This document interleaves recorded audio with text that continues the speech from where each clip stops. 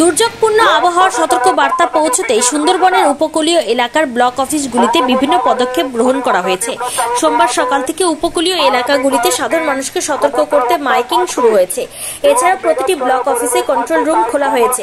নিরাপত্তার জন্য গঙ্গাসাগর ও বকখালির সমুদ্র সৈকতে সিভিল ডিফেন্স ও পুলিশ কর্মীদের সংখ্যা বাড়ানো হয়েছে।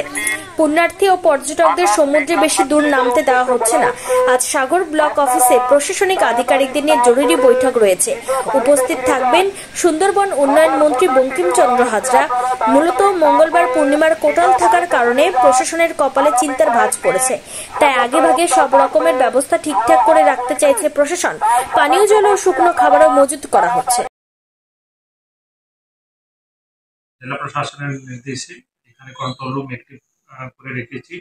আমাদের যারা উপকূলবর্তী যে এলাকাগুলো আছে সেখানে সিভিল ডিফেন্সদেরকে মোতায়েন করা হয়েছে।